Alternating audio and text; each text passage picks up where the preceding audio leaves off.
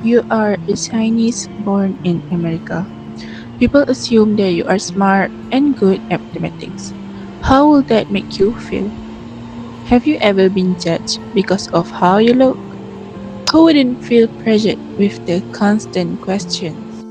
In order to explore this issue, we analyzed the best-selected article entitled 10 Things Your Asian Friends Are Tired of Hearing by Krista Joanelli. This article has been retrieved from an online webpage, therefore, allow us to provide you with a brief summary of the article. The article highlights the stereotypes faced by Asians, such as being highly intelligent, petite, or skinny. These remarks lead to frustration in hearing those common stereotypes and misconceptions. The author emphasizes how prejudice and racial stereotypes affect Asians' sense of identity in society. As we analyze the article, we come to realize that Krista Joanna Lee writes from a first-person perspective as a Korean American, using her personal experience to highlight the emotional impact of racial microaggressions. Her purpose is to raise awareness about casual racism and challenge the stereotypes Asian people that often face. Encouraging readers to reflect on their own assumptions, the article is also aimed at young audience, especially teenagers and young adults, interested in identity and social justice. But it also can appeal to anyone that seeks for a better understanding in Asian American experiences. The writer's tone is conversational and approachable, with touches of humor and sarcasm, yet remains sincere and critical to underscore the seriousness of the issue.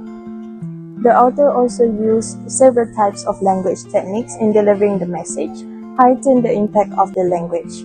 For example, Krista Joanna Lee uses humor and sarcasm to expose the absurdity of racial stereotypes, making serious topics more engaging and relatable. For example, she sarcastically refers to being mistaken for another Asian celebrities as if it's a compliment, highlighting how such comments are actually microaggressions. She also uses personal anecdotes to create emotional impact and conversational language to connect with readers on a more personal level. Hey, are you Siti Nurhaliza? I think I've seen you somewhere. No, I'm not. Oh, I thought you're Siti Nurhaliza. It's okay, thank you.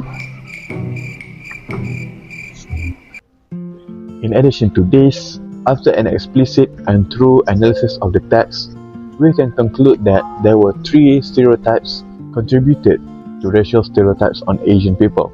Hence, allow us to elaborate them one by one.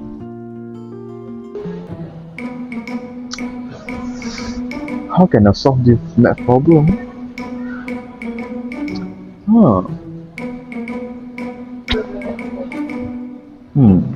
He looks Asian enough. Perhaps I will ask him. Sorry, you look Asian. Can you solve this math problem for me? Well, yes, I'm Asian, but that doesn't mean that I know math. But you look Asian. Yeah, but it doesn't mean that I know math. Oh.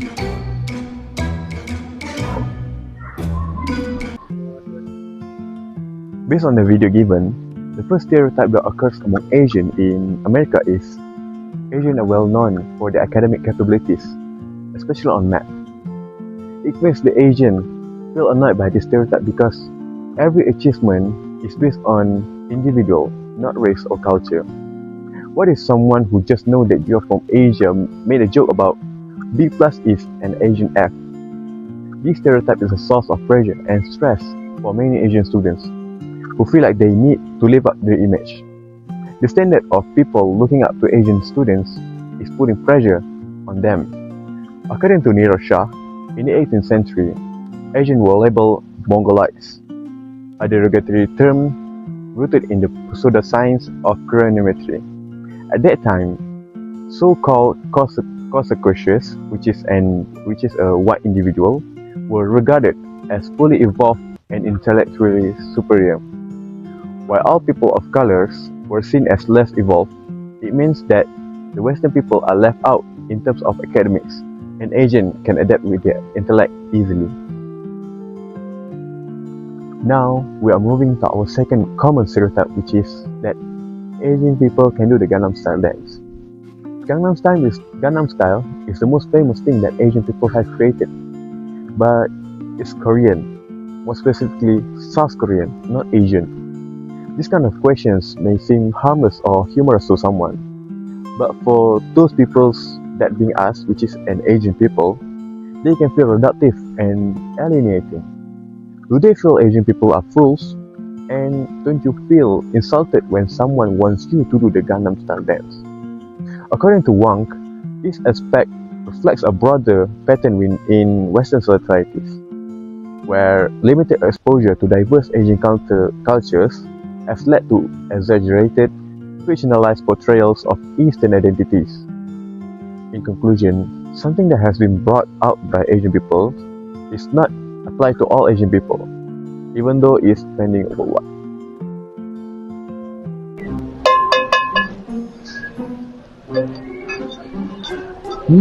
Smells good. What are Yes. you cooking?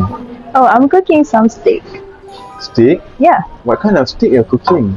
Why do you ask that? Because I see a lot of Asian cooking dog steaks. So are you cooking dogs? Not all Asian eat dogs, and I'm not cooking dog. Oh. Yeah. From the video, it's proof that many Asians are made to feel excluded or pressured to fit into culture stereotype. According to Ko, Asian identity is often reduced to a single narrative, where unique cultures like Thai, Korean, Vietnamese, Cambodia are all blended together. Their differences ignored, and that kind of generalization, it fits the harmful idea that all Asians are the same. He also notes that Asian American and Pacific Islanders often feel out of place or even face prejudice just for bringing their traditional food into shared places like schools or workplaces. And then, yeah, there's a stereotype about diet. Not all people of Asian descent eat dogs. In fact, most don't. For those who do, it's usually shaped by cultural background or personal belief. In conclusion, racial stereotype and subtle cultural prejudice not only cause emotional frustration, but also leave lasting negative effects by making individuals feel excluded or pressured to conform to misguided cultural expectation. Thank you for watching our video. Wish you all a blessed day.